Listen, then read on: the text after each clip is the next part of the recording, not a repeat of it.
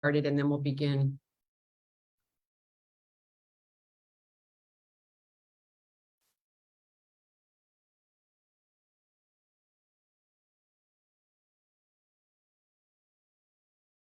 And Catherine, you can let me know when we're live. Yep, I believe we're live now. Thank you.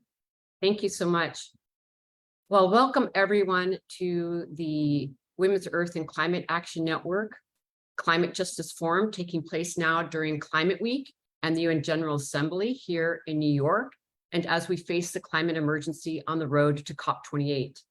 My name is Osprey, Orielle, and I'm the Executive Director of the Women's Earth and Climate Action Network, WECAN, and I'm really honored to be here on Lenape land in Manhattan. And as we open this gathering, please be welcome to introduce yourself in the chat with your name and where you're from. And we've already been seeing people from Hungary, people from the Métis Nation in Canada, from all different places all over the world, from Austria and Australia. It's incredible. Thank you all so much for joining us. And I also want to thank our incredible organizing team who have put countless hours and beautiful heart and soul into producing this WECAN Climate Justice Forum this week: Catherine Quaid, Ashu Gardardo, and Harriet Sugarman. We're going to drop in the chat other events that we're doing this week. They will all be live streamed on Facebook and or Instagram. So you're welcome to continue to be with us on this forum throughout the week. So yeah, let's get started. You know, I think we all know we're at a choice point for humanity. The most recent IPCC report confirms what we already knew to be true, that with no significant action, the climate crisis will continue to escalate quickly. And there's no question why we're marching in the streets. For those of you who've been in New York, there are over 75,000 people on Sunday stating clearly, no more fossil fuels. And every day we can see for ourselves forest fires burning all over the world, massive flooding, extreme droughts, people losing their livelihoods and lives. We are in a climate emergency. And right now, as the world is preparing for COP28 in Dubai this November and December, we know solutions exist that can mitigate the worst impacts of the climate crisis, and that women, feminists, and gender diverse organizers are leading the way. And this is why WECAN is hosting this Climate Justice Forum, to uplift women in all their diversity, community-led solutions, strategies, policies, and all the different frameworks that we're holding. It is code red for humanity, and we are drawing a red line to say no more sacrifice people and no more sacrifice zones. This is the time to unite together to build a healthy and just future we know is possible for each other and for our Earth. And on every continent, women land defenders are rising, and in some cases, literally putting their bodies on the line to protect Mother Earth, our communities, and all that we hold dear. And I want to honor women and Two-Spirit land defenders and bring, you know, light to the struggles and solutions, and bring, you know, light to the struggles and solutions of so many of these courageous leaders. And with that, there's really a historical connection to the violence against women and violence against Mother Earth that we can't afford to ignore, and that it really needs to be healed. So I ask you to join me in celebrating and standing in solidarity with our movements around the world, rising as caretakers and as protectors and defenders of our precious planet and communities. And clearly, you know, nature is saying we can't buy or negotiate our way out of these multiple crises. So it's critical to radically imagine a world that we know is possible.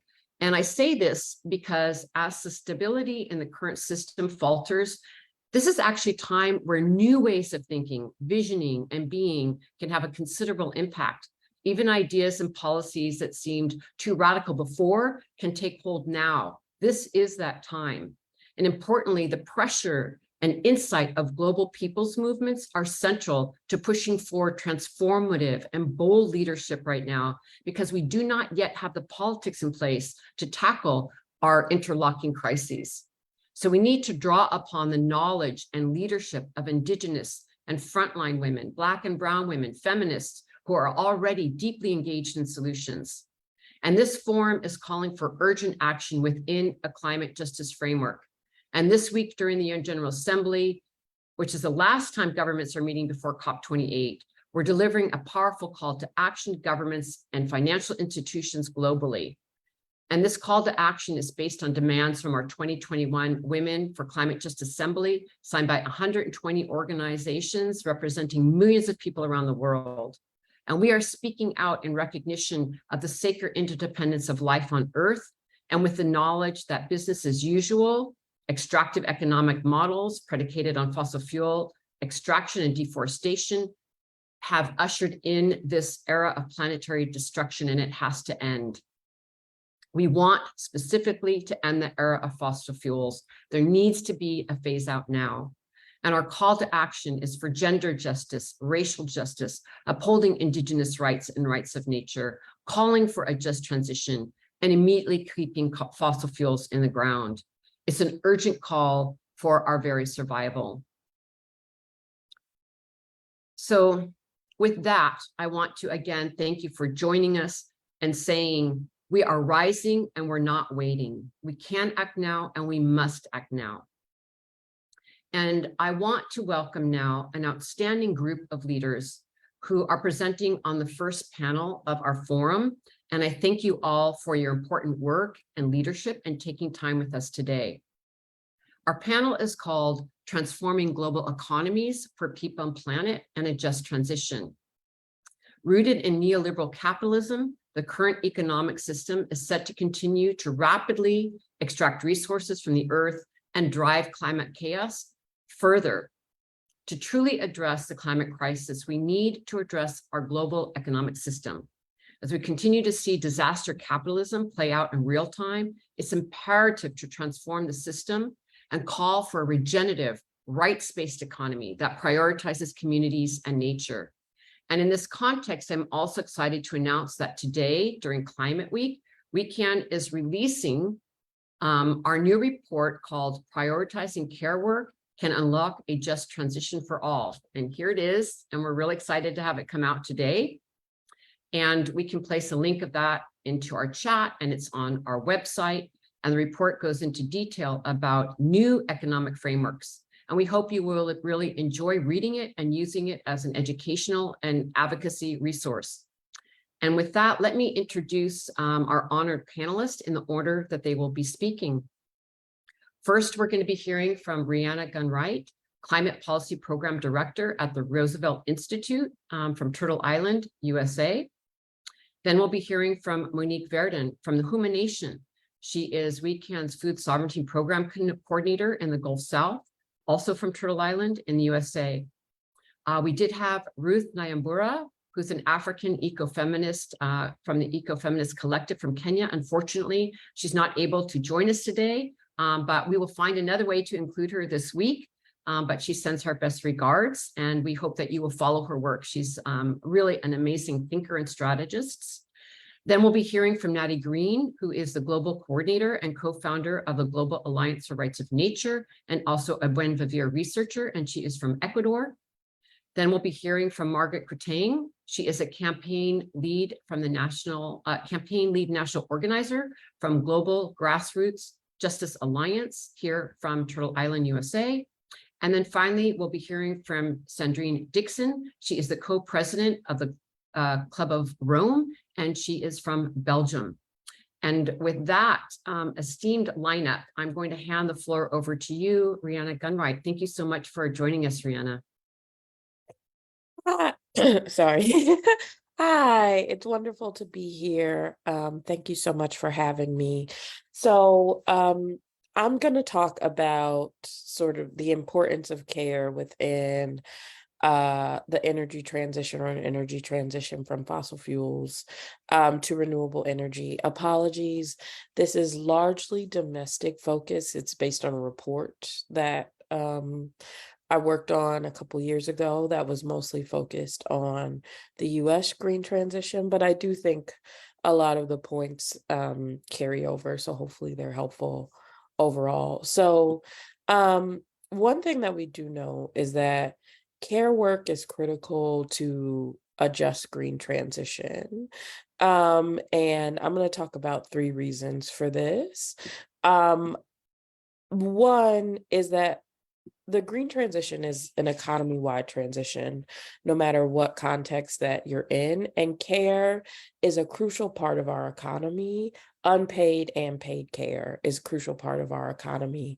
It's really, in so many ways, the scaffolding that allows our economy to exist, to function, and particularly when it's going to become even more crucial as climate change continues and as we see more extreme weather events, increased heat, all of the sorts of things that we often rightfully see as a result of climate change, and the climate crisis.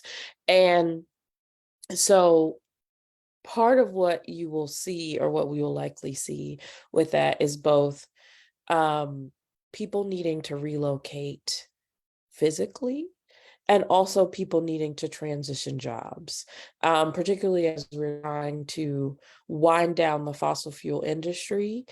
Those folks need to transition jobs as well as supportive industries. So, for instance, when we have in the US the United Auto Workers strike going on. And one of the reasons for those strikes is, and this is just an example of the sort of disruption that comes with a green transition, moving to renewable clean energy, just lower carbon goods. So in the instance of electric vehicles, one of the reasons that they're striking is because, at least on paper, EVs don't require as many parts as internal combustion engine vehicles. So with internal combustion engine vehicles, you have plants that put the cars together, but you also have a lot of smaller plants and factories that make different components of a car. But with an EV, in lots of ways, an EV is a battery with wheels. And so there are component parts to batteries, of course, but there's going to be a big supply chain disruption. And so, and a lot of people in those fields might need to transition out into new industries.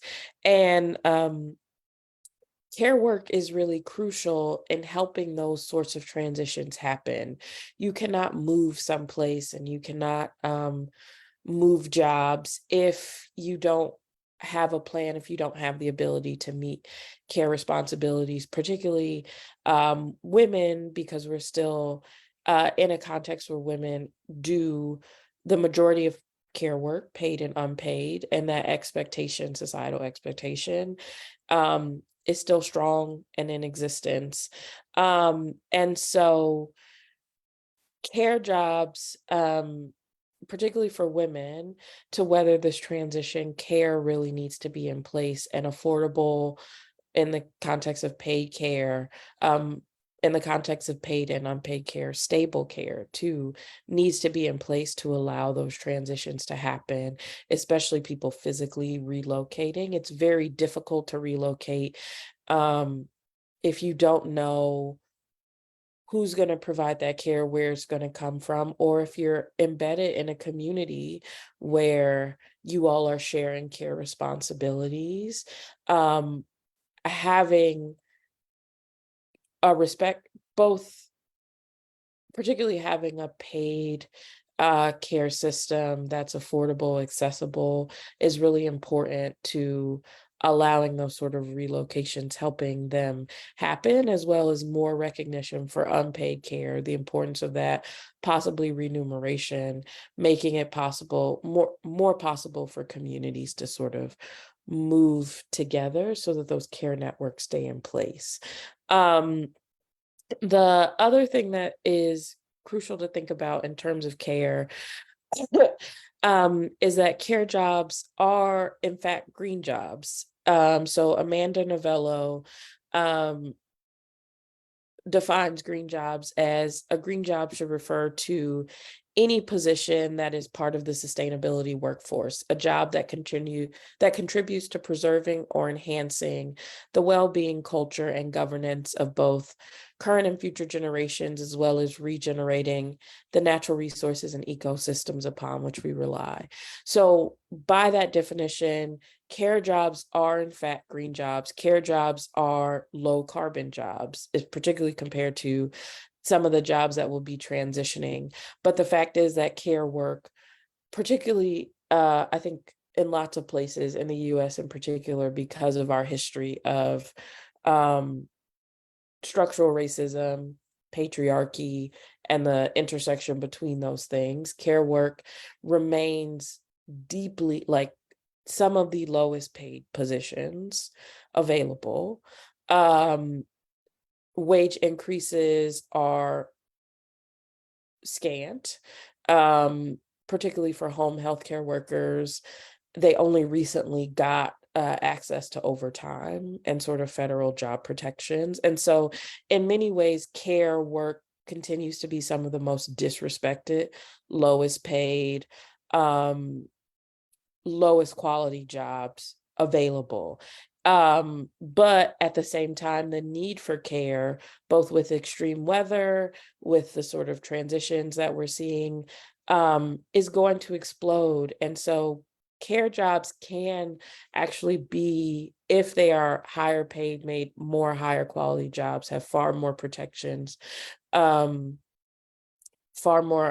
higher rates of unionization, et cetera. All the things that make a job a good job. Care jobs are actually really ideal jobs for transitioning, particularly from a more extractive economy to a more regenerative economy. But that is going to require policy support. And at the same time, connecting climate and care jobs also opens a space to identify ways that care facilities, particularly hospitals, but sort of large care facilities, can be part of the green transition, ways that they can lower their own emissions, the ways that they can act as anchors for community solar, microgrids. And there's even plans right now about how you could include decarbonize schools, make them greener, safer spaces. All of that is part of what you get when you're able to connect climate and care jobs. And you see it helps create a space where care jobs and care facilities, there is like sort of a place carved out, a vision for them in the green transition. And I know I'm running long, so one of the last things I'll say is that one of the main ways that we actually also make sure that women can be part of the green transition and have access to the jobs that are created in the transition from fossil fuels to renewable energy is care. In industries sort of writ large, fossil fuel and clean energy, the majority of jobs go to white men.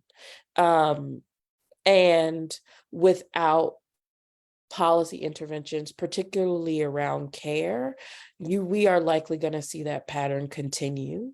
Right now, fewer than 20% of the workers in clean energy production and energy efficiency in the US are women, and less than 10% of Black workers are in those sectors. And so without support for care, you are going to see those patterns continue into the future.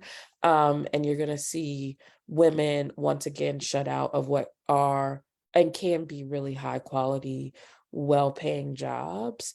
And the last thing that I'll say is that in the US in particular, but I think a lot of the world is sort of focused on industrial policy right now. How can governments invest in and support a transition to renewable clean energy away from extractive economies? And care really needs to be the focus of the next phase of those industrial policies. Right now, they are really focused on what we often think of as like man jobs, manufacturing, construction. They don't have to be male jobs. It's just how they are in the imagination often right now. And so But that needs to shift, and then we definitely need an industrial policy of care, and to include that in how we think of the green industrial policy moving forward. So I will stop there, and thank you for giving me a chance to speak. Thank you. Thank you so much, Rhiana. That was really incredible. Excellent presentation. And there's a couple questions for you in the chat you might want to pick up on. Before we go to our next speaker, just to say, one of the reasons we wrote this report is exactly as Rhiana's pointing out, that there's a relationship between, how we can actually, I don't think we resolve the climate crisis, but we can definitely connect how we're going to be more resilient and strong in paths going forward as the climate crisis unfolds by lifting up care work. And again, this is why it's so essential to have an intersectional lens as well as a deep systemic analysis, because how we got into the climate crisis and environmental crisis is so linked to patriarchy, colonization, extractive economies, and capitalism and racism. We cannot just tease one of these pieces out. It's a coherent, interrelated system that we need to change. And so here we have primarily women all over the world in these care roles that are unpaid, unacknowledged, caring for their families, caring for the elderly, caring for the sick. And these are essential. The economy can't run without them. And yet it is work that is being done, and the labor primarily also by Black and Brown and Indigenous women particularly, that is either not acknowledged at all or paid terribly, plus all women who are working in the care economy so often aren't paid at all for the work and labor that they do. So the shift is also, I think, exciting in the way that it creates a systemic change of the world we're actually trying to build. And so I think there's something here that we need to really look at and imagine forward and really spell out. And with that, I want to transition to Monique Verdin from the Houma Nation. She's our next speaker. And there's also part of the care economy that's about humans, absolutely, but also about our relationship with nature and how, we are in a reciprocity, need to be in a reciprocity relationship with one another, but also nature. So I'm going to start with the video of one of her projects, and then we're going to hear from her. If Ashley could cue that up, that would be great. Thank you.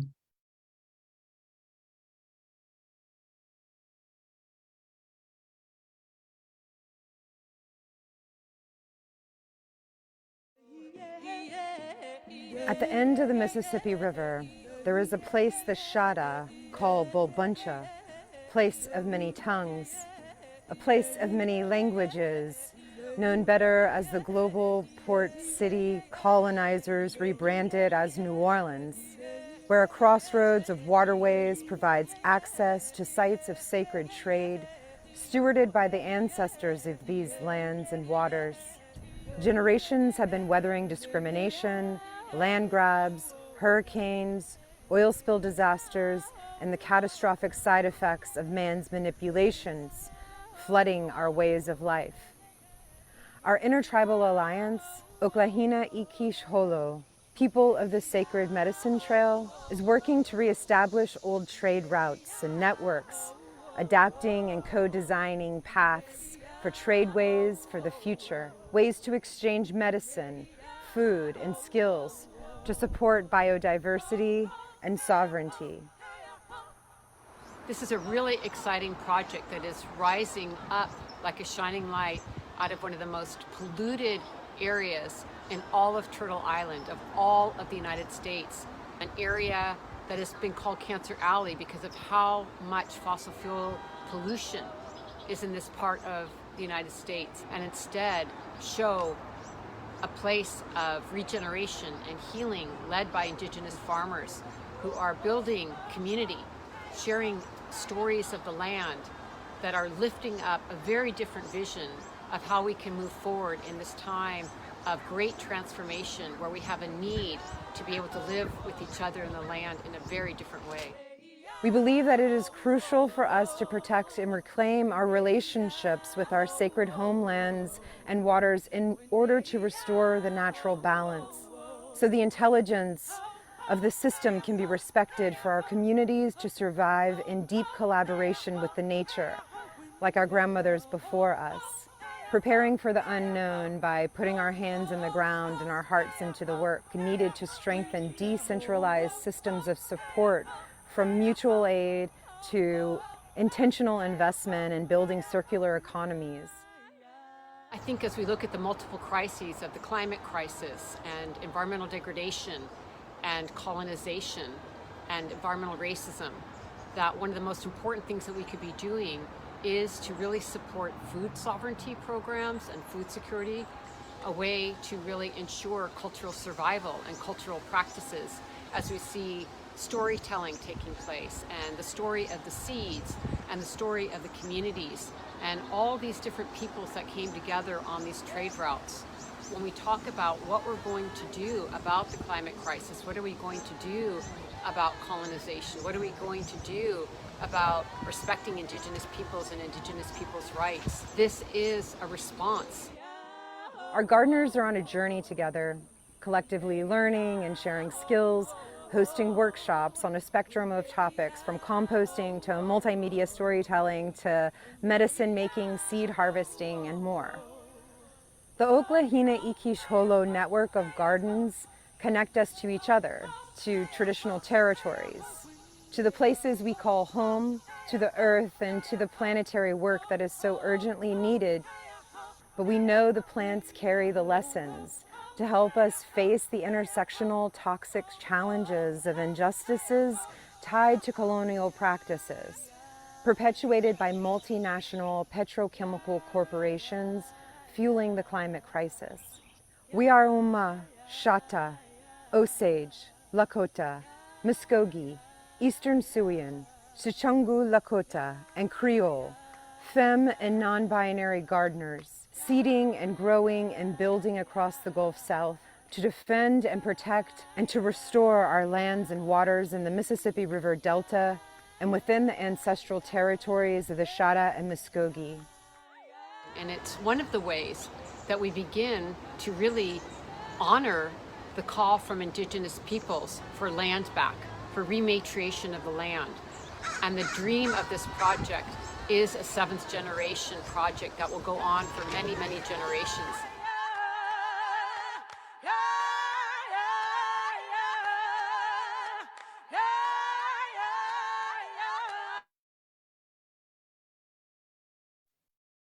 Thank you, Monique. Please go ahead and take the floor. Thank you so much. We can, and just want to take a moment to acknowledge all of your ancestors. There's people from all over the world sharing this digital space, and I feel really honored to be part of this panel and in this global circle. And yeah, I just want to acknowledge my ancestors as well, who have brought me to this moment to share with all of you, and also want to recognize all of the water bodies that we drink from, the ones that you feed to your grandmother and share with your children and your family. And so, yeah, just want to recognize the water. I'm here at the end of the Mississippi River, and been drinking from her, and grateful for that force of nature that is a mother, grandmother to me and many others. The Oklahina Ikisholo network it's been an honor for me to hold, and so grateful for the support of WECAN over these last years. Really, our circle emerged in the middle of COVID, and really a response to what are we going to do, and how do we get land, and really learning with each other and sharing with each other, and gardening and sharing seeds with each other. It was such good medicine for us. We're losing land here at one of the fastest rates on the planet. So every hour, they say, every 90 minutes, a football field is lost from our coast. And It's been 18 years and 21 days since Hurricane Katrina hit in 2005. And that was really a moment in my life that shifted everything. And I'm grateful for that moment, which some may define as disaster, but I think was a warning of what's to come. And I think I've spent most of my life, really thinking like, what are we going to do? And knowing now as I get older that no one of us will be able to outrun climate change. There will be no place that will ultimately not feel the effects, as we all are in different places all over the world. But what can we do? And I think that community is always the secret of survival, as well as food sovereignty. So I have this very tiny seed here, which has many little seeds inside of it. Actually, it's a button bush, which I like to think of as medicine for us, but also medicine for the land, and actually pulls nitrogen out of soil. So medicine for the earth. And we also, have this this title of Cancer Alley, or Death Alley, as has been called recently as well. And not only are we losing land, but we are in the bullseye for carbon capture sequestration projects. In addition to this rapid expansion of liquefied natural gas terminals, all for international exports. All using the old pipelines of past and needing the water, right? All of the refineries that are found along Cancer Alley are there for a reason, because even the machines need water. And so, our adaptation strategy is really to find safe places that we can retreat to in good times and in bad. So it was really beautiful to see the video of Oklahoma, and to think in just such a short amount of time how far we've come. This network of femme and non-binary folks are really going hard with Land Back and Hummingbird Springs, where our comrade Angela Como is stewarding 30 acres in Old Muskogee territory, which is a little further from the Delta, but then also inside of Bulbuncha, inside of the urban environment, Land Back happening by our sister Jenna May, who's stewarding a little plot next to a train yard, and then Prairie des Femmes. There's a prairie known as Woman's Prairie between Grand Coteau, which is a big ridge on the furthest edge of the Mississippi and Atchafalaya River basins, which is one of the largest river basins on the planet, and such a power point for purifying water and for migration patterns. And thinking about how we have a right to remain and reclaim, even if our land is disappearing, but we are going to need places to retreat to when the storms come. And how do we do that together? So Prairie des Femmes is 12 acres that we are building out as the safe place where we can bring our plant medicines that are being lost along the coast, if they want to come with us, and if they can come with us to this kind of edge of where the tall prairie and the swamp meets. And also where we can be with each other and build with each other and find ways to store water and to purify water with each other and to protect water with each other.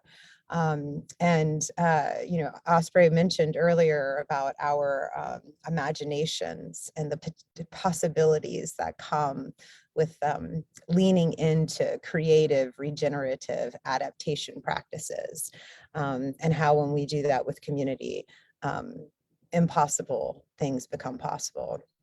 And so, I think of, our safe spaces and our networks are connected wherever we are, right? Me protecting water in my community, me growing seeds for the next generation, and planning in this 2-year or 2-month even to 2-year to 20-year to 200-year kind of visioning, and to do that and thinking not only about what's good for me, but what is good for all of the living things that need this place to survive. And also knowing that we are witnessing change, and these disaster anniversaries that will keep coming. It was 2 years ago that Hurricane Ida hit here along the coast with 185-mile-per-hour winds, and we know that more will come. And so, not only the seeds for survival and community, but also the technologies, and knowing that solar systems and long range radio and really mutual aid can look like many different things. But that sharing is really the gift that's going to get us through these times, and being able to steward beautiful places that have been taken advantage of for too long. And to recognize that they're power points that deserve protection. That is the work that Oglahina Ikisholo is leaning into, and reactivating these old and new trade networks and systems of support. So thank you so much. Wow, thank you so much, Monique. It's just such a beautiful unfolding of what's happened over the last years. Thank you for the work and all of the participants and farmers and gardeners in this network. I've just, had just such joy being able to collaborate with you and to work on this project, and how much healing has happened and how much has happened in a very short period of time. It's really been remarkable.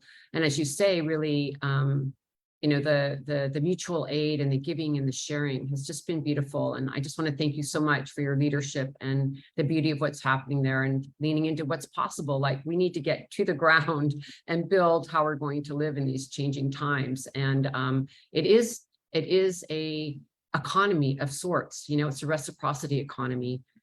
So thank you so much for the work that you're doing, and look forward to many years to come. And with that, I'm really excited to move the floor over to Nati Greene, who, as I introduced before, is not only part of the Global Alliance for Rights of Nature, but also has done deep research into Buen Vivir, and I'll let her tell you what that is. But we really wanted to have, this, as you can see, a wide-ranging conversation around economy and imagining into and leaning into different economy. And so I think it's really important that we highlight this not just concept of Buen Vivir, but also the practice of Buen Vivir that is taking place.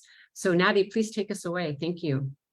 Thank you so much. And it's a privilege for me to be around this magnificent group of beautiful and activist women from all over the world. So thank you, Osprey, for the opportunity. And I'm really, really happy to be here. As Osprey said, I am Natalia, I'm from Ecuador, and I've dedicated my life, pretty much my last 15 years, to the work for the rights of nature. And I'm also an academic. I've been doing research around Buen Vivir, around deforestation and its relationship with the rights of nature. And I'm really, really happy to be here with you all to share a little bit about Buen Vivir and the rights of nature. I'm going to share some really few slides before I talk about the rights of nature, just to give you some context of how we got here. And just to tell you that Ecuador, located in South America, we have, I'm presenting to you a map of the biodiversity index in Ecuador to show that, of course, in the Amazon, we have this amazing biodiversity that really, this nature is the one that pushed many of the constitutional changes in Ecuador. And that is how we like to see the country, like this map with all its biodiversity. Unfortunately, our governments still look at the map like this, with a series of oil blocks and mining concessions. But all of that territory that is still very well kept, especially well kept because there are indigenous nations that are its guardians, and they're keeping its biodiversity and really acknowledging and understanding that why and how we need to preserve that biodiversity in those forests. So what I wanted to show you is what happened in 2008. So in 2008 and 2007, 2008, we rewrote our constitution, and we wrote it in a way that we were trying to change and present a new model of development. And this is why we were pretty much dreaming about a new country. And the idea of dreaming a new country was, okay, let's not replicate the same mistakes that countries of the North or the South have done. And let's see inside what can work for us. So the model of Buen Vivir is pretty much like based on like these 3 lines. It's pretty much if you can achieve a well-being model of development, if you can respect plurinationality. Ecuador is a country that has 14 different indigenous nationalities. And if we understand that we're diverse, but we live in the same territory and we respect each other's rights, that's the main part of achieving this model. And also the respect of the rights of nature. These 2 really strong legs are the ones that will allow us to transition into a new model of development. And in our constitution, I'm not going to read all of this, but you have like chapter 7 in the constitution, we were able to incorporate the rights of nature in 2007, 2008. And I'm especially going to only read this part of Article 71 that says nature or Pachamama, where life is reproduced and occurs, has the right to integral respect for its existence and for the maintenance and regeneration of its life cycles, structures, functions, and evolutionary processes.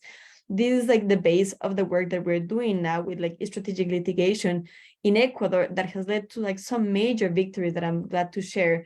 But what I want to also be sharing is that both Buen Vivir and rights of nature can only sort of function if we are key to follow the principles and that are also stated in our constitution, like the reverse of the burden of the proof and in dubio pro natura and some other amazing principles that we have in our constitution. But also if we have a civil society and judges that are trained so they can accomplish really the rights of nature and Buen Vivir. So about Buen Vivir, what is it? Buen Vivir is sometimes translated, there are some close notions of Buen Vivir translated into good living or well-being or well-living, but they're not exact equivalents.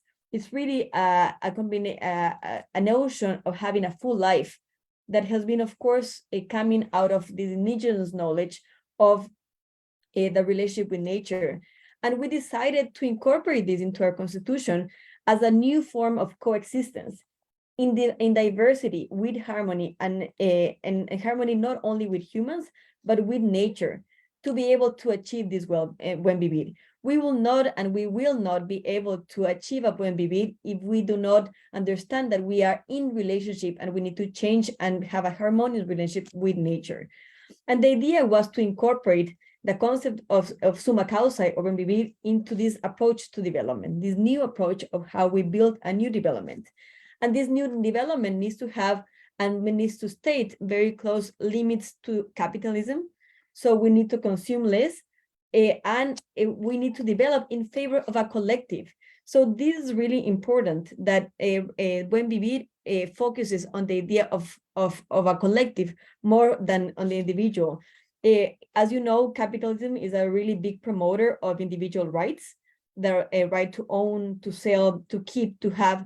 But Buen Vivir is really pushing towards the elimination of that separation between nature and society, and to restore a relationship between humans and nature in a bio-pluralistic view, in a view where harmony is not only between ourselves, but especially between ourselves and nature. And we have like a very strong importance of the collective. So this alternative that is coming from South American countries, we have it in Ecuador, we have it in Bolivia and some other countries, subjugates the rights of the individual to those of the communities, of the peoples, of indigenous communities, and those rights of nature too. So of course, experiences and initiatives like putting a price to nature, the commodification of nature, are completely opposing this view. We cannot have ownership over the planet. The idea of privatization and ownership of a planet still takes us to the idea that nature is an object that we exploit, whereas nature is a subject with inalienable rights and a subject that we have to respect. And of course, then all the fake solutions, like the nature-based solutions and the commodification of nature, is still thinking of nature as capital that you interchange and that destroys the environment. The just transition that we're looking for today is a transition where we consume less, when we really do like a transition towards like a better relationship with the environment, where we have energy efficiency, but that this doesn't mean that for an energy transition in the north, we can go back to the south to get our minerals from like amazing forests that we have, and deepen a model of mining, for example, that is really threatening us. So what Buen Vivir is telling us is pretty much this not only relationship of nature and society in Ecuador, but in the whole world. So if we need to focus on solving a climate crisis, we cannot try to solve it with minerals, for example, that are coming from the global south, where we are fighting against like a mining that is destroying our pristine forests and on our communities. And Buen Vivir is a response to these traditional strategies of development, and a traditional strategy of development that impact the environment, that impact communities, that have social and economic effects. And of course, this has been used, and this comes from indigenous communities, but unfortunately, our governments have used this, and I've seen it with horror. I've seen some signs that said mining for well-being and development for well-being, and that's just like propaganda and fake propaganda that unfortunately was used by some of our governments to promote supposedly extractivist projects that will bring development to the communities. And we have been really criticizing this and opposing these views, and really trying to go back to the idea of like the original idea of Buen Vivir views, and really trying to go back to the idea of like the original idea of Buen Vivir, that aims for for systemic change.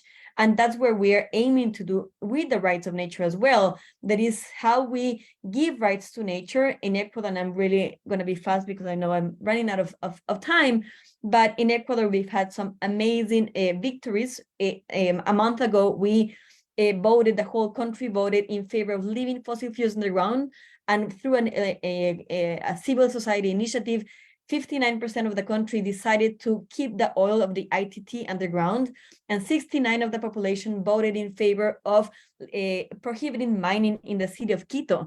So this is actually happening. This amazing thing is happening after we have been able to recognize the rights of nature when we in our constitution. Unfortunately, our governments are not transitioning and are not going as fast as we are as civil society, understanding the urgency of this transition, but it is happening, and it is possible to really accomplish a new balance, a new relationship with nature through these models of Buen Vivir, and giving inherent rights to nature, recognizing the inherent rights of nature. So what we want to do is really much to export this model. I think that bringing these ideas, and thank you, WECAN, for helping us bring this to this webinar. What we're doing with GARN, with the Global Alliance for the Rights of Nature, is connecting people around the idea of the rights of nature, having people understand that this is an initiative that is working, that is now in 35 countries around the world, and that we can do this together, that we don't only need to rely on our governments, but we as civil society have the strength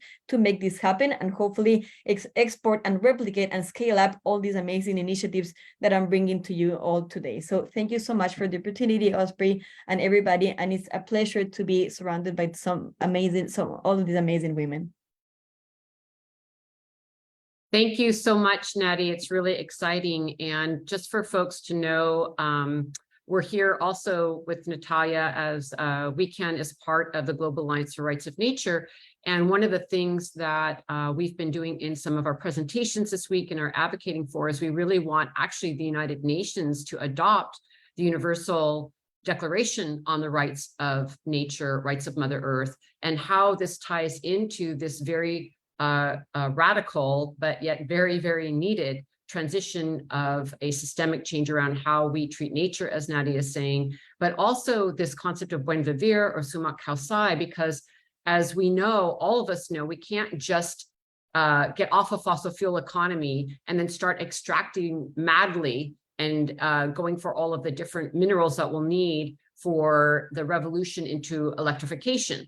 So it's much more than just business as usual, if you will. We're going to actually need to change how we're thinking and our relationship to the land and each other, and move out of this extractivism and idea of ownership of nature and the commodification and financialization of nature into what is our place in the ecosystem as humans. How are we here as life enhancers is part of the new economy, and how rights of nature and Buen Vivir can really help guide the way. These deep concepts, many of them coming from Indigenous peoples, around how do we conceptually make this change is going to be part of it, because we can't keep over consuming. We're not going to be able to maintain business as usual, nor should we. It's not even making people happy or in a good place with their communities or the land. So I think it's really important that we bring this into effect. And Catherine's putting into the chat some deeper work that we've done around this for other links. And there is in the chat, just so the speakers know, we're putting in chats to your, putting in links to your work in the chat so people can follow up, learn more about what you're doing, and keep people posted about that. Next, we're going to be hearing from Margaret Kwateng from the Global Grassroots Justice Alliance. Margaret, please take us away. Great. So I am going to use slides for this part, but I promise a lot of them are photos. So hi everyone, my name is Margaret Kwateng, and I'm an organizer at Grassroots Global Justice Alliance. And I was asked to speak today about the relationship between just transition and the UNFCCC, and sort of what's been happening in that sphere as of late. So I know we've already heard a lot of beautiful presentations on actually different sort of manifestations of just transition and how it's existed in our movements, as well as hearing about the urgency of now. And I always like to start presentations I do on just transition by speaking about some of the founders of this language. So it was when workers who were members of the Oil, Chemical, and Atomic Workers Union, who were getting sick from their work, joined forces with fence-line communities who too were getting sick from living next to industry, that the idea of just transition centering both workers and communities was born. We know, though, that this concept in general has even longer roots in decolonial struggles, when communities were fighting for resources post-colonialism and making decisions about how to equitably care for their people. So this is to say that just transition comes from our movements of Black, Indigenous, Asian, Pacific Islander, Latina, Arab, poor and working class people around the world. And we need to continue to claim and uplift that history. As we've been hearing, just transition is not about a single shift in technology. It's actually an ethos shift, sort of to what Rhiana was speaking about, that's saying, yes, we need to change energy sources, but more than that, we need to create an economy with care at the center. As Nati was just saying, this idea of Buen Vivir, care that's for our planet and for one another. So just transition then at the UNFCCC. Just transition at COP has had a little bit of a circuitous journey. It got into the preamble at the Paris Climate, or in the Paris Climate Agreement at COP21 in 2015, and has been mentioned in several COPs since, initially as sort of specifically worker-focused, more recently as also considering adding community to that scope. And then most recently, it's meant the creation of the Just Transition Work Program. The work group talking about this effort met for the first time in Bonn. And because it's so new, this conversation really ended with the idea that, okay, we need to have further discussion in the committee about what this will mean. I'm sure many of you are familiar with the we'll circle back to this nature of the UNFCCC. So in many ways, the Just Transition program could be good or bad, sort of depending on who shapes it. undoubtedly, it was social movements who have been pushing forward the conversation on just transition to the point that it's now on the table at all in these international climate talks. And I wanted to share these photos, which were all coming from the fight around the Paris Agreement, because it illustrates many of Grassroots Global Justice's members, but then the sort of overall coalition that we've been building of the It Takes Roots alliances, and all of the effort that folks have been putting forward to push the conversation around just transition to the fore, because we've been talking about the need for systemic change for a long time. So we know that this is also a delicate moment, right? It's just transition is finally in the lexicon of this international talk, and yet opening the door just a crack has led to a rush of companies, of governments, and of other entities saying that they not only understand just transition, but they are the ones on the forefront of it. So at the Bonn Intercessional, which happened earlier this year, and is one of the meetings that happens in between the COPs, in part to sort of set the agenda for the following COP, just transition was already everywhere. One of our member organizations, the Just Transition Alliance, who's been doing this work for decades, went to a panel where business leaders were saying that companies need to look no further than the Inflation Reduction Act in the United States for a guide on how they can justly transition to investing in carbon capture and storage. So this is a major red flag, because in the US, we know that environmental justice forces have been calling out the IRA, the Inflation Reduction Act, as being riddled with false solutions. A just transition means that we're ending fossil fuel production and not extending the life of it through investments in technology that have not been proven, like carbon capture, or using systems that are commodifying nature, such as carbon markets. So what does this mean then going forward to COP28? There are some opportunities in the fact that just transition is now in the conversation, and there seems like there could be the potential to create binding language that moves us in a direction in line with what social movements have been putting forward and in line with what the planet needs. There's also the potential to have actually strong language on ending fossil fuels that does not leave open loopholes, such as happened with this idea of saying unabated in front of ending coal production. So the things I wanted to lift up were around what our task is then. And the first was around reclaiming and defining just transition. So as I've been saying, just transition is not unfamiliar to our folks.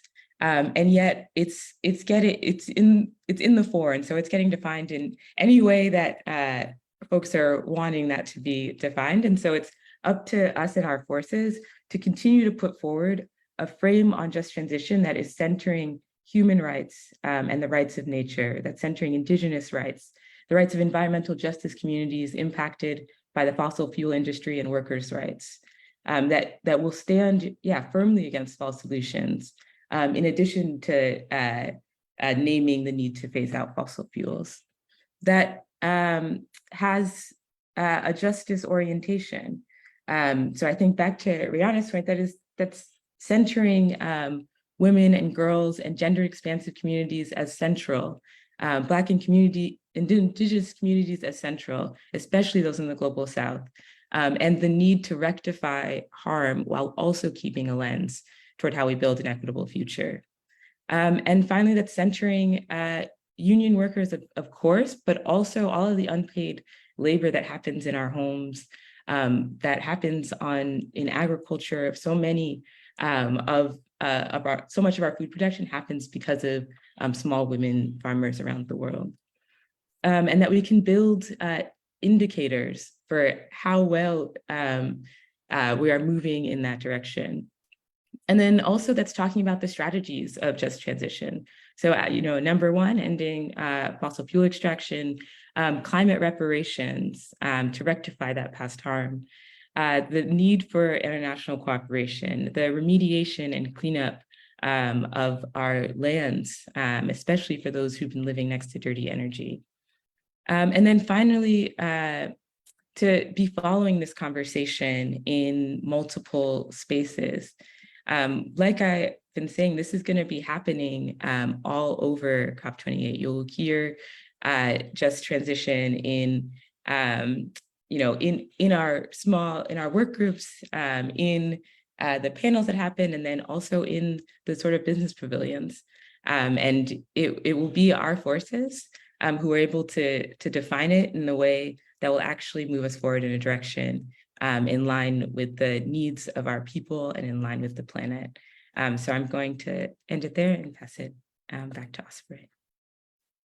Thank you. Thank you so much, Margaret, for that excellent presentation. And we really appreciate the generosity that you responded to our request to do this work. It was wonderful to really get clarity about what a just transition is, and also what we're facing as we head into the COP this year. And that was really excellent to point out strategically what is going on and what we're going to be doing to organize ourselves as civil society to have intervention, because the whole idea of a just transition is and can be co-opted and put into the business as usual model, which would be really a disaster.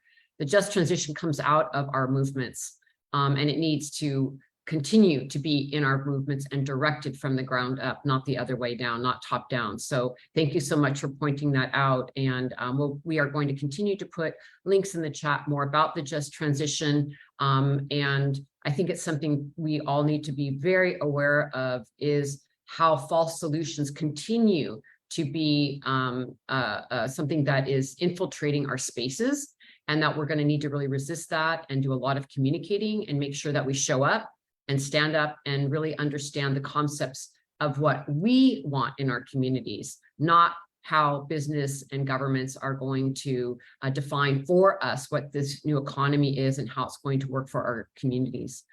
So thank you so much for that. And now I have our final speaker. I'm really honored to have with us, who I mentioned before, Sandrine Dixon. She is the co-president of the Club of Rome, and we're so honored to have you with us today. Sandrine, you have the floor. Thank you.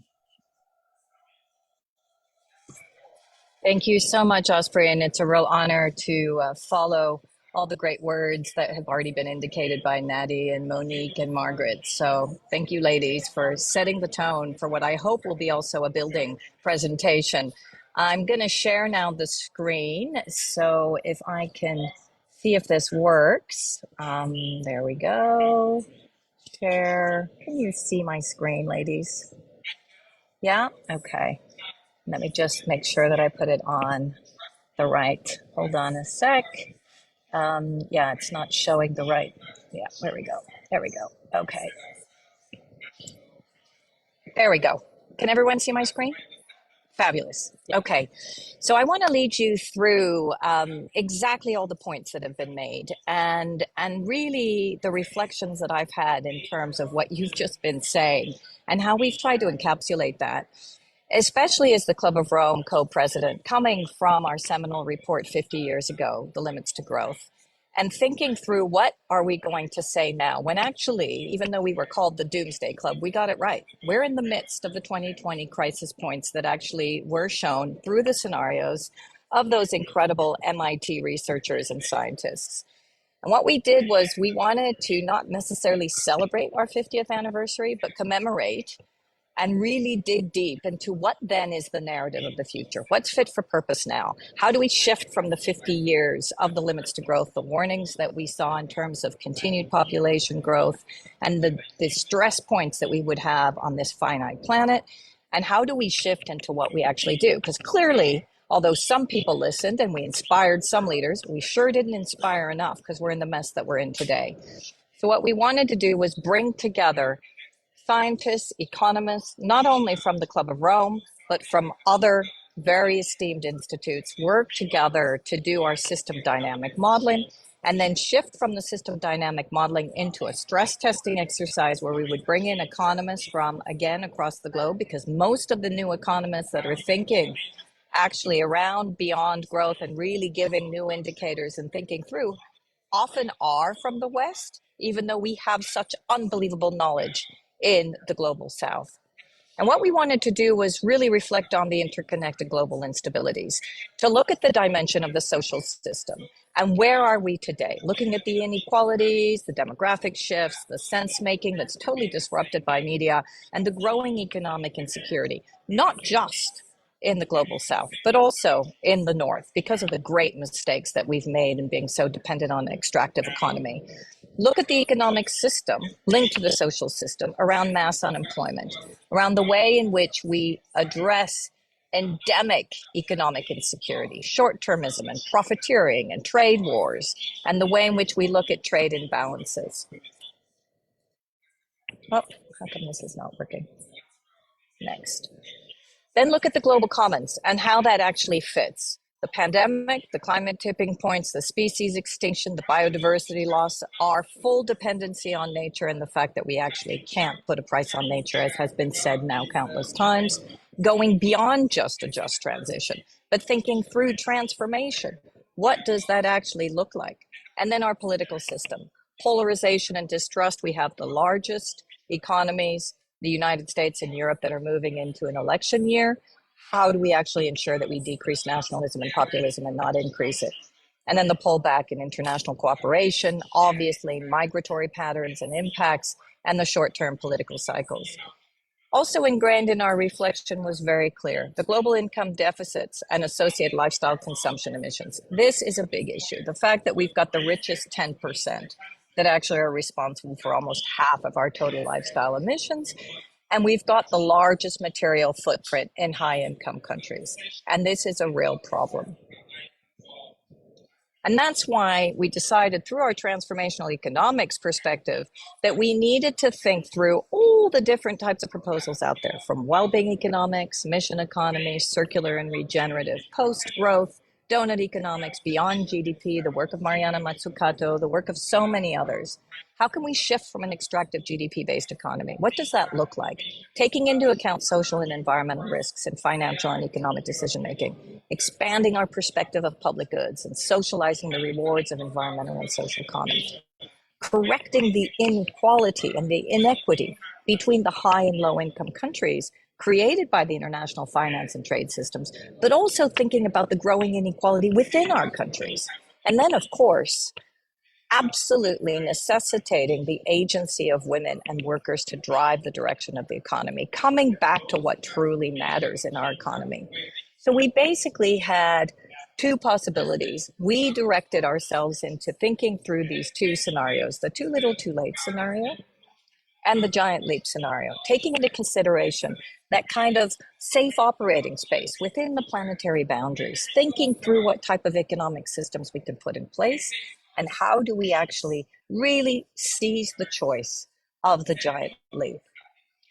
That comes out of the fact that we identified 5 key turnarounds. One was to transform and accelerate human development in low-income countries by understanding the importance of alleviating poverty. The other was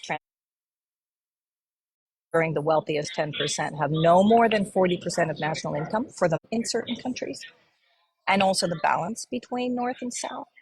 Transforming and transitioning agriculture from an industrial agricultural system into a regenerative women, and the role of women in also reducing population, because we know that women who are empowered and over the way in which they want to engage in the economy. Model, bringing into consideration all those interrelationships. And what we noticed was the following, and this is what is so fundamental and is what we've communicated Gen here in New York just last week as I sat down with them. The speed of action on the planetary on inequality and poverty. That was the key findings from our report and from our thinking. Basically, the fact is, if you do the too little, too late scenario, and if you look at the congruence between these two lines of the giant leap as of 2020, if we do not up our game, we will go massively down in terms of well-being. And we're already going of countries that supposedly are high-income countries, in particular in the United States, for example. But if we put in place the giant leap, those 5, we really transform our economies in the way in which I've described, then we will be seeing growing well-being all the way through to 2100. Index, because of course well-being is directly linked to a reduction in inequality. Through the giant leap, we're able to massively reduce inequality by half when we get to 20 scenario. We're just growing inequality exponentially. Well-being and you don't have inequality, you have growing social tension. Growing social tension means growing instability in countries. And what we've realized in terms of our analysis, it is the most egalitarian countries where even the wealth in an egalitarian country, because there is less insecurity, less instability, and actually everyone. Now let's talk about empowerment. Empowerment address inequality, because improving women's access to education, economic opportunities, and dignified jobs is essential in order for us to build stronger and resilient societies. This is not just about gender parity. This is secure societies and ensuring women who are being educated, because they're a fundamental part of our future. And that will absolutely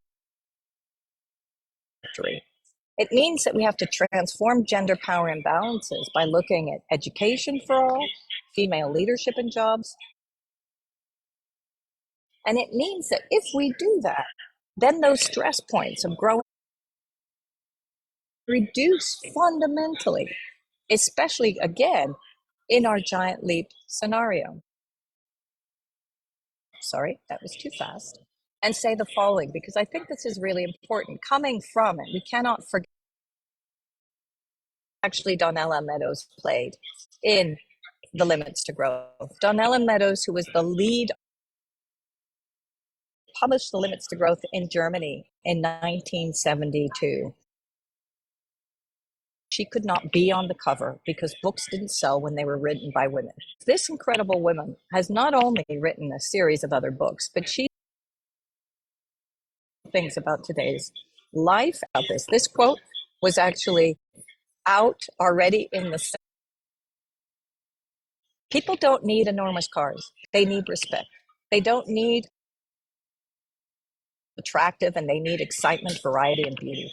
People need identity, challenge, acknowledgement, love, and fill these needs with material things is to set up an unquenchable appetite for false solutions to real. The resulting psychological impact and the desire for material growth. Articulate its non-material needs and find non-material require much lower material and energy through levels of human fulfillment. Their desire for a different economic model spoke to this quote as well. It's essential. We have to come back to being human amongst other species and realize Ubuntu philosophy. Nature is part of us. Material, but we're about to destroy the world that we're careful. Thank you. Thank you so much, Sandrine, for really appreciate it. And to everyone, panel, what I do minutes left, and I'm just trying to see. Again, I'm not sure what other people are seeing. Can someone please let us know technically? Here we go. All right. Thank you. No worries. I'm always delighted. So thank you all for those. We're putting Greene's work right now, and her book can really go into more depth of the work that she's outlining. What I'd like to do is actually circle back around. and let everyone have a closing from everyone, maybe just like a 1 or 2 minute comment, because I know many of us are here in New York, other meetings, but I would really love to sort of give everyone a chance and just have a closing. Right to you, Rhiana. I'd just love to hear your thoughts. And again, thank you so much for your power. You know, I hope people really see the work that she's done and the voice in this discussion of the care economy and helping hugely impactful on our own research. Have any closing comments? Thank you. You have the floor. No, I learned so much. And I was work in domestic policy, so it was really to have a more international focus. Moved by the reminder of interconnectedness, and that's something that I'll be thinking about more deeply. Continue to do in front of me, but just really grateful for this time and this. Thank you, Rhiana, and we'll be sure to continue to. And it looks like Monique needed to leave, dropped off some way, but Nati, let's go ahead. Osprey, just if helpful, she said, we can circle back at the end. Thanks for letting me know. Thank you. Thank you, Osprey. Thank you, everybody. It's been great to share this space with you. Sure that in the context of Climate Week, we had the Secretary of Jurisprudence is the fastest growing movement right now, and it's huge an urgent need for a systemic change. Looking back at examples like the one I've shared today around looking back at these amazing around the world are definitely examples that we need to follow, and we need to. It's just a call for everybody to learn more about that different paths that many away from this system that is destroying the planet, and ways of surviving together, of in harmony with nature and with the environment and with people all together. Call to say that as Garn, we have like regional hubs. We are a movement that is trying to articulate and coordinate with of nature initiatives, and we'll love to and we would love to grow the movement and put up the word that this is happening, and that we want them to. Civil society is ready. So thank you for the space, connecting with you all. Thank you so much, Nati. And round of closing up for a minute or two, if you wanted to say something, you know, have as a closing comment. I'm so glad you could read. Sorry about that. I think that what's resonating for me is just that what needs to be done is out there, that are and success. And I think that just the rivers, you know, how we recognize how we need with this place that we call, and how that happens, you know, in your own backyard, connected to global networks. But grateful, I've learned a lot from just this, and just you know, grateful for carving out, for WECAN carving out. Thank you so much, Monique. Thank you. For a final word from you. Yeah, I mean, I really appreciate all of the presentations. What was resonating for me was both the, you know, of the crises that we're both for our future, but our daily lives now. And I'll repeat. One of the incredible things about organizing with frontline communities the world is that folks, it's the crisis of now that it's, you know, in the effects on our water, the aridness of our land. It's how we are able to like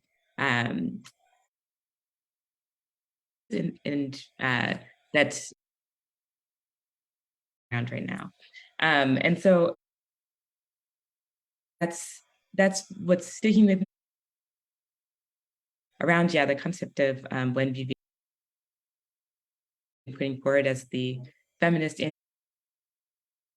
and that idea that it will require care in our society, from economy and care workers to in public, to that keep us that. Yeah, I'm thinking about all of those connections in this moment. Margaret, thank you for your comments. For any closing thoughts from you, Sandrine? Yeah, maybe just the closing, that we actually have to build the narratives around what we know into something that others will understand and not get frightened by. You know, this issue that we've been dealing with, that the Club of Rome is the doomsday club, or that everything you say is about sacrifice, that actually we need to create these alternative futures. And that's what we've done through Earth for All. We've been real. We've said the issues are real. The crises are real. We are in the shits. So let's deal with it. But here are the solutions which will enable it. The too little, too late scenario. It's as simple as that. Now, what's happened is that has resonated with governments across the globe. I was with Jacinda Ahorn yesterday. We had a conference. 4 other well-being economies. These are structural.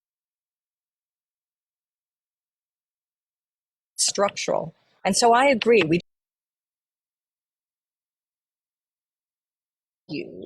Education, how access to hospitalization. Everything we say, we can have these conversations amongst. And when I go to these stupid cops, because cop reform, and said that I will not go back to another cop because I'm pissed off, that it's to shake up those that time's up. And there's no stock market on a dead planet.